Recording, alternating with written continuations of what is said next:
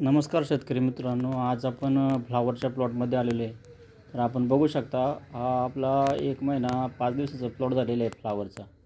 ही variety आहे सिंजेंटाची Tetris.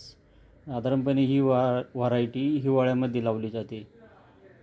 तर ह्या व्हरायटीचं वैशिष्ट्य असं की ही व्हरायटीचा पाला जास्त प्रमाणात ग्रो होतो आणि रुंदपणा आणि वाढ चांगली राहते.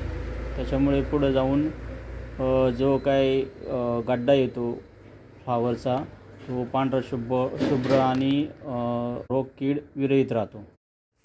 ह्या व्हरायटीत लागवडीचे नियोजन करताना बेड पद्धतीने लागवड झालेली आहे. लागवडीचं अंतर हे 4-4.5 फूट ठेवलेले आहे 2 बेडमधील अंतर. तर 2 रोपांमधील अंतर हे 1 ते 1.25 फुटापर्यंत ठेवलेले आहे. हे अशा पद्धतीचे अंतर ठेवल्यामुळे झाडे चांगल्या पद्धतीने ग्रो होतात. पाणी नियोजन करायचे झाल्यास बेड पद्धतीने ड्रिपचा वापर केलेला आहे. तर ड्रिपने आपण पाहिजे तेव्हा पाण्याचा वापर करू शकतो व वापसा कंडिशनला पाणी देऊ शकतो. तसेच खत, औषध, पाणी हे आपण ड्रिपमधून देऊ शकतो गरजेनुसार. किडीचे नियंत्रण करायचे झाल्यास फ्लावर पिकात लष्करी अळी, DBM यासारख्या अळ्यांचा जास्त प्रमाणात प्रादुर्भाव होतो.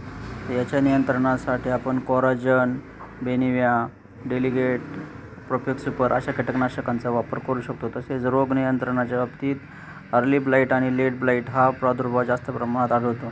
त्यासाठी आपण स्कोर, कवच, रेडोमिल यासारख्या बुरशीनाशकाचा वापर करून रोग नियंत्रण करू शकतो. टेट्रिस ही व्हरायटी साधारणपणे 60 ते 65 दिवसात तयार होते व पहिले काढणीस रोप तयार होते. अशा पद्धतीने आपण फ्लावर पिकाचे नियोजन केल्यास आपल्याला अधिक फायदा होऊ शकतो. धन्यवाद.